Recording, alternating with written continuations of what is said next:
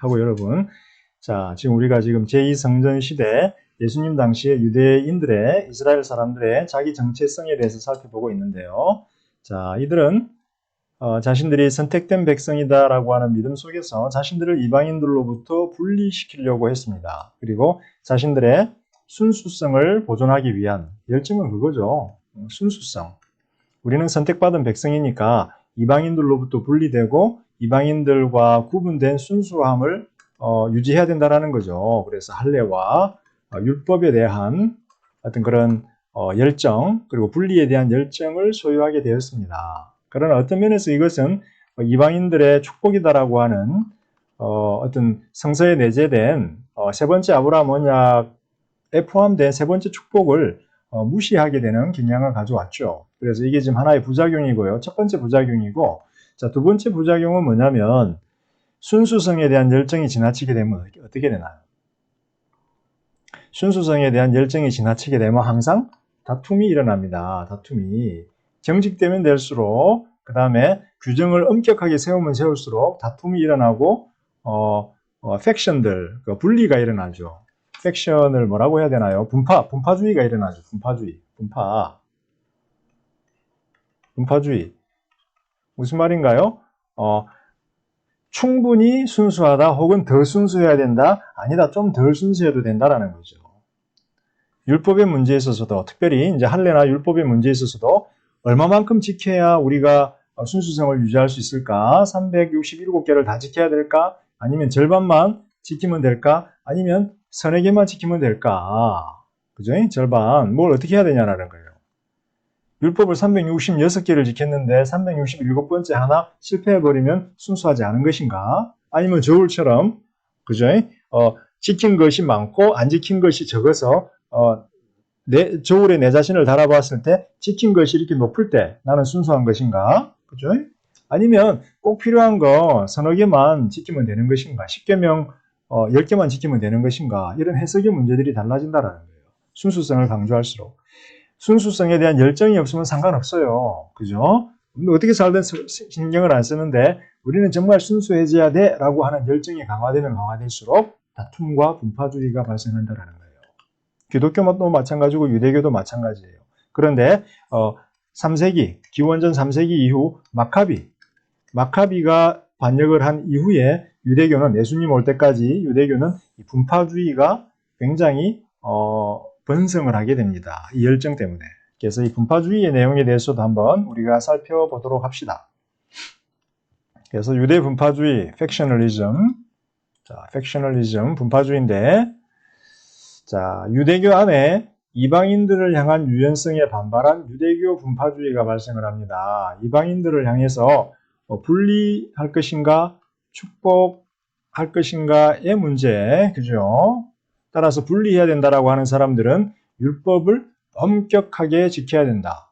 축복할 사람들은 이들에 대해서 율법을 조금 유연하게 해줘야 된다. 뭐 이런 여러 가지 문제들을 통해서 유대교 분파주의, 다양한 분파가 발생을 하게 됩니다. 구약 성서에 보게 되면은 남은 자들이라고 하는 개념이 등장을 하는데요. 이스라엘의 대부분의 사람들이 하나님으로부터 떠나서 타락할 때 신실한 남은 자들, 신실한 자들이죠. 남은 자들이 하나님에 의해서 축복을 받는다라고 하는 사상이 구약 성서 안에 담겨 있죠. 그래서 예를 들면은 소돔과 고모라가 멸망할 때 소수의 의로운 자들 10명, 40명, 50명, 10명도 없어서 소돔과 고모라가 멸망을 했죠. 그 다음에 요셉은 아브라함의 자손들 남은 자들을 보존할 자다라고 창세기에서 이야기를 하죠. 요셉에 대해서. 그 다음에 엘리야의 때는 뭐예요? 바울에게 바울이 아니죠. 바울은 좋은 분이고 바알에게 무릎 꿇지 않은 7,000명의 남은 자들 나와 있죠. 그 다음에 또 이사야서나 예레미야에 보게 되면은 국가적 재난이 닥쳐오죠. 무슨 말입니까? 이스라엘이 멸망당하고 포로로 끌려가는 상황에도 불구하고 구원받을 하나님의 남은 자들이 존재한다라는 거죠. 그리고 학개와 스가랴를 보게 되면은 포로의 상황에서 하나님께서 회복시켜주고 돌아올 남은 자들이 존재한다라는 거죠. 그래서 이 남은 자들은 신실하게 하나님을 경외하는 자들이다. 굉장히 좋은 개념이죠. 자, 그런데 이 좋은 성서적인 개념이 조금 다르게 해석이 되기 시작을 합니다. 조금 다르게 해석되기 시작을 하는데요. 자, 이제 남은 자들은 신실한 자들이다라고 했어요. 신실한 자들. 그러나 문제는 뭔가요? 항상 사람들이 자기 자신을 신실한 자들이라고 부르게 되고 자기 자신의 기준이 있죠. 자신의 기준이 존재해요. 자신이 생각하는 기준이 있는데 자신이 생각하는 기준으로 신실한 자들이 돼야 되는데 자신의 기준에 미치지 못하면 비신실한 자들이 되는 거예요. 이게 상당히 주관적이에요. 상당히 주관적이에요. 그죠? 주일날 주일을 경건히 예배드려야 된다. 그래서 어떤 사람들은 주일날 돈을 안 써요. 버스도 안 타고 돈을 안 써야 돼요. 왜? 안식일이고 주일이니까 일을 하면 안 되고 돈을 쓰면 안 된다라는 거예요. 근데 어떤 사람은 멀리까지 1시간 동안 차 운전해서 버스 타고 가서 예배를 드리는 게 경건하다고 생각하는 거예요. 그래서 주일날 돈을 안 쓰는 것이 경건함의 기준이라고 생각하는 사람에게 주일날 버스 타고 교회 가서 예배 드리는 사람은 불경건한 자가 되는 거예요. 왜? 돈 쓰지 말고 걸어서 와야 되는데 왜 돈 쓰고 왔냐라는 거죠. 그죠? 안식일날 돈을 썼잖아요. 그러면 안 되잖아요. 기준이 달라져 버리는 거예요. 그래서 예수님 당시에 그리고 그 전에 유대교의 제2성전 유대교의 신실한 분파들이 등장을 하면서 분파주의가 등장을 합니다. 유대교에서. 자, 제2성전 시대에 자신들의 모임만이 신실한 남은 자들이다라고 하는 개념을 사람들이 소유하게 되고요. 유대인들이 다른 이들은 다 배교주의자들이다라고 이야기를 하게 됩니다. 자, 그 중에 우리가 잘 알고 있는 자들이 가장 유명한 사람들이 바로 이 바리새인들이죠. 바리새인이라는 말은 구분하다, 분리하다라는 분리자, 분리주의자라는 뜻이에요. 말 그대로 분리주의자. 바리새인이라는 뜻이 분리하는 자라는 뜻이에요. 왜 분리하는 자일까요? 세상이 더러운데 이방인들도 더럽고 부정하잖아요. 부정한데 이 부정한 거에서 자신을 구분해서 분리해서 내야 된다라는 분리해내야 된다라는 거예요. 그래서 바리새인들은 성전의 거룩함이 온 땅 전체에 걸쳐서 이루어져야 된다라고 믿었어요. 출애굽기 19장에 나오는 말이죠. 그래서 성전의 거룩함이 온 땅에 걸쳐서 이루어져야 되기 때문에 정함과 부정함의 율법의 문제에 굉장히 엄격했어요. 이 사람들은. 밥 먹기 전에 항상 손을 닦아야 됐고 부정한 것에 만지지 않도록 노력해야 됐고 부정한 것에 만졌으면 꼭 손을 씻어야 되고 지금 우리가 코로나의 상황 속에서 세균에 오염되지 않기 위해서 막 온 신경과 에너지를 쏟듯이 이 바리새인들은 온 세상이 부정하기 때문에 부정함으로부터 정함을 유지하기 위해서 온 모든 신경을 다 집중한 자들이어서 굉장히 분리주의자였고 엄격한 자들이었어요. 그런데 문제는 뭔가요? 이렇게 엄격할수록 엄격한 율법 준수의 규범들에 집착을 할수록 그렇지 못한 다른 유대인들에 대한 정죄가 심하다라는 거예요. 그래서 우리가 지금 복음서에 보게 되면 예수님이랑 바리새인들이 종종 부딪히죠. 왜? 바리새인들은 정죄를 많이 하는 거예요. 엄격한 율법 준수. 예수님이랑 제자들이 어느 날 뜰을 지나가고 있었어요. 배가 고팠어요. 그래서 예수님의 제자들이 밀을 손에다 이렇게 까가지고 불고 남아있는 걸 먹었어요. 어떤 잘못을 범했나요? 첫 번째, 안식일날 추수를 한 거예요. 안식일날은 추수를 안 해야 되는데 길 가다가 배고프니까 밀을 깐 거예요. 안식일을 경건히 지키라는 율법을 어겼어요. 두 번째, 요거를 깐 다음에 먹었어요. 손을 안 닦고 안 씻고 먹었어요. 뜰에 물이 있었겠어요. 야외에 배고픈데 손을 깨끗이 30초 동안 비누 묻히하고 30초 동안 다 씻고 손가락 씻고 말린 다음에 밀을 이렇게 까먹어야 되는데 바리새인들의 관점에서는 그렇게 하지 않은 거예요. 야외에서 배고프니까 그냥 쑥 따가지고 먹은 거예요. 그러니까 이 씨 몇 개 야외에서 그냥 뜯어 먹은 것 때문에 예수님과 그의 제자들은 바리새인들의 관점에서 두 가지 율법을 어긴 거예요. 안식일을 경건하게 지키라는 율법을 어겼고 부정한 것을 손을 씻지 않고 먹음으로써 부정한 것을 입에다가 씹어내는 두 가지 문제를 범한 거예요. 그게 뭐예요, 그죠? 씨알 몇 개 먹었다고. 예수님이 뭐라 그래요? 너네가 다윗이 성전에서 한 일을 알지 못한다. 제사장들만 먹도록 된 안에 경건한 떡을 배고플 때 그들이 먹었다. 그랬다고 해서 하나님이 다윗을 죽였냐? 그렇지 않았다. 그죠? 그리고 예수님 또 뭐라 그랬어요? 안식일은 사람을 위한 법이다. 사람이 쉬라고 하나님이 안식일을 만들어 준 거지 그 법에 의해서 규정당하고 법에 눌리라고 한 것이 아니다. 예수님이 그러셨잖아요. 그래서 엄격한 율법 준수의 규범들을 열정이 과하면 과할수록 정죄를 하게 되는 경향이 있다. 그래서 여러분들이 복음서를 보면 항상 바리새인들은 예수님과 죄인들과 다른 사람들을 다 정죄한다. 모든 사람은 다 죄인이에요. 우리 중에 이런 사람들 많아요. 크리스찬들도 이 중에 많아요. 바리새인 크리스찬. 본인들은 바리새인인 줄을 몰라요. 왜?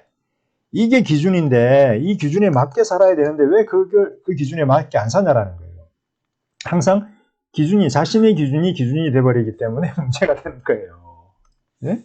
자신의 기준이 돼버리니까 문제가 되는 거예요. 객관적인 기준이 아니라 주관적인 기준이 되는 거예요. 내가 생각하는 요 단계까지 와야 경건한 거예요. 근데 못 미쳤다라는 거예요. 너는 경건하지 않다라는 거예요. 중재. 크리스찬들 간에 많아요. 우리 가운데 많고 우리 주위에 많아요. 제 주위에도 있어요. 여러분 주위에도 있고, 그죠? 바리새인들. 자, 두 번째는 그런데 재밌는 거는 바리새인들보다도 더 놀라운 분들이 있어요. 이분들 쿰란 공동체의 에센파 사람들. 원래 쿰란 공동체는 여러분들이 아시겠지만 사해에 굴을 파고 동굴을 파고 거기에 자신들만의 공동체를 만들어 사는 사람들이에요. 그래서 이 사람들은 아마 에센인들이 아니었을까 생각을 하는데 왜 이 에센 사람들이 사해로 가서 쿰란 공동체로 가서 공동체를 이루며 살았을까라는 질문을 하게 되겠죠. 그런데 마카비 때로 거슬러 올라가게 됩니다. 마카비 때로 기원전 3세기 마카비는 원래 지방에 있는 동네에 있는 조그만한 어떤 그런 회당의 제사장들이었어요. 지역 제사장들이었는데 그러니까 구의원, 시의원급이었는데 갑자기 마카비 반역을 통해서 국가를 독립시켰기 때문에 이 사람들이 갑자기 중앙 요직을 차지하는 왕들이 되는 거예요. 왕이면서 대제사장이 돼버리는 거예요. 그런데 여러분 이스라엘에서 제사장은 누가 돼야 되나요? 아론 지파. 레위 지파 중에서 아론의 자손들만이 제사장이 될 수가 있었어요. 근데 마카비는 아론 지파가 아니었고 지역의 작은 제사장들이 불과했는데 이제 중앙의 요직을 차지하고 자신들이 왕이 되고 대제사장이 된 거예요. 그러면 원래 있던 제사장 그룹들, 아론 지파 사람들은 어떻게 할까요? 야, 너네들은 정당성이 없어 하면서 떠나버린 거예요. 그래서 아마도 그 제사장 그룹, 마카비 반역 이후 쫓겨난 제사장들이 바로 이 에센인들이 아니었을까라고 학자들은 추측을 합니다. 어쨌든 간에 이 쿰란 공동체를 이룬 에센 사람들은 엄격한 율법 준수를 강조를 했는데 이방인들도 불결할 뿐만 아니라 다른 유대인들도 불결하다라고 생각했어요. 심지어는 이 에센 사람들의 관점에서 보면 바리새인들도 불결한 사람들인 거예요. 재밌죠, 그죠? 바리새인들은 다른 모든 사람들은 부정하고 자신들만이 정하다라고 생각을 했는데 이 쿰란 공동체 에센 사람들의 관점에서는 바리새인들조차도 부정하다라는 거예요. 결국은 주관적이고 상대적이다라는 거예요. 하나님 외에 누가 인간을 심판할 수 있겠느냐라는 거죠. 자, 요거 보세요. 심지어는 에센 사람들은 이렇게까지 이야기를 합니다. 이방인들은 뭐 당연히 부정하겠지만 다른 유대인들조차도 부정하다라는 거예요. 그래서 에센 사람들은 인류를 두 개의 부류로 나눕니다. 첫 번째 부류는 빛의 자녀들, 즉 우리 에센 사람들. 두 번째 부류는 어둠의 자녀들, 거짓된 자녀들, 배신자들, 악한 자들, 혹은 마귀의 자녀들 이렇게 부르는 거예요. 그래서 이방인들은 당연히 뭐 논의할 필요도 없고 다른 유대인들이 이렇다라는 거예요. 에센 사람들의 관점에서. 우리는 빛의 자녀들이고 우리가 아닌 너희 모두는 다 어둠의 자녀, 거짓된 자녀, 배신자들, 악한 자들이다라는 거예요. 바리새인들도 여기 들어가는 거예요. 그죠? 이들의 눈에는 바리새인들조차 율법을 지키는 일에 소홀했어요. 에센 공동체에 들어가기 위해서는 3년 동안 율법을 공부해야 됐고 정결의식을 거쳐야 되고 3년 있다가 회의를 거쳐서 심사해서 들어갈 수가 있었어요. 마치 여러분들이 3년 동안 MDB를 하고 목사 안수를 받듯이 에센 공동체는 3년 동안의 교육기간을 거쳐야만 공동체 일원이 될 수가 있었어요. 자, 세 번째, 사두개인들이 있었어요. 사두개인들은 부활을 부정하는 자들로서 많은 제사장들을 포함했어요. 부활을 부정했어요. 근데 이 사람들은 그 당시 유대교의 고위층 관료들을 구성을 했어요. 그래서 전체적인 숫자에 있어서는 이 사람들이 많지가 않았지만 권력자들이었어요. 권력자들. 그래서 복음서에 보게 되면은 사내들인 공회가 등장을 할 때 사두개인들, 바리새인들, 그 다음에 또 뭐예요? 장로들, 나이 드신 분들, 장로들이 등장을 하죠. 장로. 유대교도 장로파였어요. 그죠? 장로교였어요. 장로들이 등장을 하죠. 자, 사두개인, 바리새인들도 나이 드신 분들은 장로가 되고 사두개인들도 장로예요. 그래서 바리새인들, 사두개인들, 장로들 할 때 사실은 장로들 속에 이들이 포함이 된다라고 보면 될 것 같고요. 아니면 장로들 중에 바리새인이나 사두개인이 아니었지만 나이가 들고 경건한 자들이었기 때문에 장로가 된 자들도 있었겠죠. 그래서 이런 부류가 유대 사회의 어떤 그런 고위층, 주류 부류, 지도자 부류를 구성을 하고 있었다. 쿰란 공동체는 숨어서 살았고, 그래서 예수님이 복음서를 보게 되면 활동할 때 주로 이 지도자들, 바리새인, 사두개인들, 장로들하고 부딪혔다. 특별히 뭐의 문제로? 율법 준수의 문제로, 율법 해석의 문제로 부딪혔다. 그런데 예수님은 율법을 어떻게 해석한다? 굉장히 유연하게 해석한다. 그리고 인간 중심으로 해석한다. 그래? 우리가 신약 성서를 해석하면서도 이스라엘의 역사를 통해서 배워야 됩니다. 내가 가지고 있는 기준이 엄격하면 엄격할수록 타인들을 정죄하는 경향이 있지는 않는지 우리가 한번 살펴봐야 됩니다. 자, 네 번째, 마지막으로 이스라엘의 종말론적 소망에 대해서 한번 살펴보도록 하겠습니다. 이스라엘의 역사를 보게 되면, 구약의 역사를 보게 되면 이스라엘은 다윗 때에 한참 번창을 했지만 그때 이후로는 계속해서 추락하는 역사였고 이방인들의 압제 속에서 예수님 올 때까지도 이방인들의 압제를 당하고 있었어요. 잠깐 마카비 반역 때 올라갔지만 이내 로마인들에 의해서 점령당하고 내리막길 역사를 그들은 걸었습니다. 그래서 유대인들의 이스라엘 사람들의 성서를 보게 되면 선지자들은 하나님이 그들에게 허락할 종말론적 희망, 부활, 회복에 대해서 이야기를 해줍니다. 그리고 이 종말론적 소망이라는 개념이 신약 성서 저자들에게 예수를 따르는 메시아적 유대교 제자들에게, 즉 기독교를 일으킨 신약 성서의 저자들에게, 예수님과 그의 제자들에게 이스라엘의 종말론적 소망이라고 하는 개념은 굉장히 중요한 개념이 됩니다. 왜? 이 종말론적 소망의 개념이 예수를 통해서 성취되었기 때문에. 그래서 이 부분은 우리가 좀 주의 깊게 살펴볼 필요가 있습니다. 신명기에 모세를 보게 되면, 자, 모세의 이야기로 들어가 보죠. 자, 모세는 요단강 앞에서 가나안 땅을 바라보면서 마지막 자신의 예언을 전달합니다. 신명기 27장에서 30장까지죠. 하나님은 모세가 가나안 땅으로 들어가는 것을 허락하지 않았습니다. 왜냐하면 그가 마라에서 지팡이로 물을 내면서 바위를 때려버렸기 때문이에요. 하나님이 물을 내라라고 했는데 간단하게 쳐야 되는데 화를 내고 분을 내버렸죠. 그래서 하나님의 은혜의 시간이 인간의 분노와 심판의 시간이 되어버린 것에 대해서 하나님께서 기뻐하지 아니하셨죠. 그래서 모세는 가나안 땅에 못 들어간다. 대신 보여주마. 그래서 요단강 너머 산에서 가나안 땅을 바라보지요. 그러면서 모세가 이제 마지막 자신의 유언의 말씀을 이스라엘에게 전달합니다. 여기서 모세는 이렇게 이야기하죠.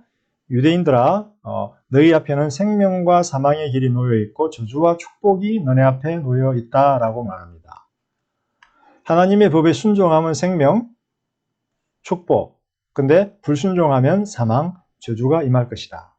그런데 모세는 놀라운 말을 합니다. 너희가 이 땅에서 쫓겨날 것이다 라고 이야기합니다. 쫓겨날 것이다. 쫓겨나서 포로기를 경험할 것이다 라고 저주를 예언을 합니다. 그런데 그러면서 동시에 하나님이 너희를 기억하셔서 너희를 회복해 주실 것이다 라고 모세는 이야기합니다. 왜 그들은 쫓겨나고 왜 회복이 될까요? 왜냐하면 하나님께서 이스라엘을 가나안 땅에 불러서 들어가게 하실 때 그들의 마음은 할례 받지 못했고 그들의 귀가 할례를 받지 못했다는 겁니다. 할례 받지 못한 귀한 마음 때문에 그들이 이스라엘 땅에서 죄를 짓고 쫓겨날 것이고 하나님께서 나중에 그들의 귀와 마음을 할례해 주셔서 다시 돌아오게 해 주실 거라는 겁니다. 그래서 예레미야와 에스겔의 예언을 통해서 이 내용들이 모세의 예언이 나중에 여기서 좀 더 성취되는 형태로 자세히 묘사가 됩니다. 그래서 이 개념이 모세 때부터 등장을 한다. 그래서 여기 회복의 개념이 들어간다. 자, 제2성전 시대 유대 문서들을 보게 되면 그 당시에는 이제 포로기잖아요. 제2성전 시대니까 포로기예요. 그죠? 첫 번째 성전이 파괴되고 두 번째 성전이 지어진 포로기의 시대. 유대인들이 다 온 사방으로 흩어졌어요. 그런데 이 당시 문서를 보게 되면 흩어진 모든 유대인들이 다시 약속의 땅으로 불러 모아져 완전한 12지파를 재구성할 것에 대한 희망에 대해서 논의하기 시작을 합니다. 12지파. 아까 제가 이야기했죠. 예수님도 제자를 12명을 뽑은 거예요. 왜? 12지파의 회복을 의미한다라는 거예요. 예수님 자신의 사역이. 그리고 이 회복된 이스라엘이 이스라엘 땅으로, 가나안 땅으로 출애굽의 때처럼 다시 모아질 뿐만 아니라 출애굽 때 시내산에서 모세를 통해서 하나님께서 언약을 세우시면서 아브라함의 언약을 다시 한번 성취하시려고 하셨던 것처럼 하나님과 새로운 언약을 하나님께서 형성을 하실 거다라는 겁니다. 새로운 언약을. 그리고 하나님께서는 자신을 향하여 신실한 이스라엘을 다시 창조할 것이다 라고 말씀하십니다. 신실한 이스라엘, 새 이스라엘을 다시 창조한다라고 하는 겁니다. 어떻게? 할례받은 기와 마음을 줌으로써. 그래서 이사야서 같은 경우 새 창조, 새 백성의 개념이 등장을 하게 됩니다. 그래서 이사야서가 신약성서 저자들에게 인기 있는 이유가 또 있잖아요. 여기 메시아에 대한 이야기, 이방인에 대한 이야기, 그 다음에 새 이스라엘의 백성, 새 창조, 새 백성 이런 이야기들이 이사야서에 등장한다는 거예요. 신약성서 저자들이 제일 좋아했던 책이 이사야서예요. 왜? 새 창조, 새 백성을 통해서 메시아인 예수를 통해서 새로운 백성인 교회가 탄생을 했기 때문에. 그런데 간혹 가다가 이스라엘의 회복 안에 중요한 요소가 등장을 하는데 그것은 바로 메시아, 다윗과 같은 메시아가 등장한다는 겁니다. 하나님께서 이스라엘을 회복을 할 때 어떨 때는 직접적으로 본인이 직접 나서기도 하시고 어떤 경우는 메시아를 통해서 나서기도 하십니다. 그래서 메시아의 개념은 신실하지 못한 인간의 왕들, 이스라엘의 역사를 보게 되면 왕들이 신실하지 못하죠. 신실하지 못한 인간의 왕들과 대조가 되는 신실한 하나님의 메시아의 개념이죠. 그래서 이 개념이 크리스찬들에게 굉장히 중요하죠. 예수 그리스도를 통해서 다윗과 같은 메시아의 어떤 그런 예언의 말씀이 성취되었기 때문입니다. 그런데 여기서 이제 질문이 들어갑니다. 이스라엘의 종말론적 회복의 희망이 존재하는데 이때 이방인들의 운명은 어떻게 될 거라는 거죠. 다시 말하면 이사야가 말하는 새 백성 이스라엘의 개념 속에 이방인들의 위치는 어디냐라는 거죠. 굉장히 중요한 질문이죠. 자, 구약 성경을 보게 되면 몇 가지 이방인들에 대한 다른 견해가 등장합니다. 그런데 가장 보편적인 견해는 요거죠. 이스라엘을 핍박하던 억압자 이방인들은 저주와 심판을 받는다라는 거예요. 그러니까 이방인들의 운명은 저주와 심판이라는 거예요. 그리고 이스라엘의 회복을 위해서는 반드시 그들을 억압하는 이방인들이 멸망당해야 된다는 거예요. 이방인들이 이스라엘을 억압하고 있기 때문에 이스라엘의 회복은 반드시 이방인들의 멸망, 이방인들의 저주, 이방인들의 심판을 전제로 한다라고 하는 거죠. 그래서 이것이 바로 다수 의견이다. 다수 의견. 구약 성경에서 다수 의견이다. 유대인들의 구약 성경과 유대인들의 사상에서 이방인들의 운명에 대한 이스라엘의 종말론적 회복의 희망이라는 주제 아래서 이방인들이 경험할 운명에 대한 유대인들의 다수 의견은 저주와 심판과 멸망이라는 겁니다. 여러분들은 이스라엘에 속했나요? 이방인에 속했나요? 우리는 사실은 이스라엘에 속한 자들이 유대인에 속한 자들이 아니라 이방인들에 속한 자들입니다. 우리는 이방인 소속이었지만 새 백성으로 포함이 된 거죠. 때로 우리는 이쪽에다가 우리 자신들을 두는데 유대인들에다가 우리 자신들을 두는데 사실은 우리는 이방인들, 구원받은 이방인들이죠. 그런데 소수 의견이 존재합니다. 구약 안에 이방인들의 운명에 대한 소수 의견이 존재하는데 그거는 뭐냐면 이방인들도 시온으로 와서 왕이신 하나님을 경배하고 헌물을 드릴 것이다라는 거예요. 그러니까 이방인들의 구원에 대해서 소수 의견을 전달하고 있는데 아까 예레미야, 이방인들의 선지자, 그 다음에 이사야, 예레미야와 이사야. 이 두 선지자가 가장 이방인들에게 호의적이었습니다. 그리고 학계의 경우도 약간의 호의성을 보여주고 있지요. 그래서 유대인들은 이 이방인들을 뭐라고 불렀냐면 종말의 때에 회심할 자들이라고 부릅니다. 종말론적인 회심자들이라고 불러요. 그런데 여기서 제가 말씀드리고 싶은 것은 여기서도 요 소수 의견 속에서도 이스라엘이 중심이고 이방인들은 변두리라는 거예요. 그러니까 이방인들이 시온으로 오는데 하나님이 여기 계시고 주위에 이스라엘이 있고 이제 이방인들이 하나님과 유대인들을 섬긴다라는 거죠. 종처럼. 그래서 이스라엘이 1등 시민, 이방인들은 2등 시민이 될 거라는 겁니다. 그래서 여러분들이 성전을 가게 되면, 이스라엘의 성전을 가게 되면 처음에 들어가면 뭐예요? 이방인들의 뜰이 있어요. 이방인들의 뜰. 이방인들은 여기까지 들어갈 수 있어요. 그런데 그 다음 단계는 나가지를 못합니다. 여기 머물러 있어야 돼요. 하나님의 지성소가 여기 있으면 제일 끝에 잠깐 머물 뿐이지 안으로 들어가지를 못한다라는 거예요. 자, 이게 유대인들이 생각했던 자신들이 회복할 때에 이방인들의 운명에 대한 개념입니다. 그러나 바울과 예수님은 조금 다른 견해를 가지겠죠. 그죠? 뭐예요? 이스라엘이 재정리된다라는 거죠. 변두리에 이방인들이 머무는 것이 아니라 유대인들과 이방인들로 구성된 새 백성이 탄생을 한다라는 겁니다. 따라서 이스라엘이 재정리가 된다라는 겁니다. 자, 이 부분에 대해서는 우리가 다음 시간에 한번 살펴보도록 하겠습니다. 감사합니다.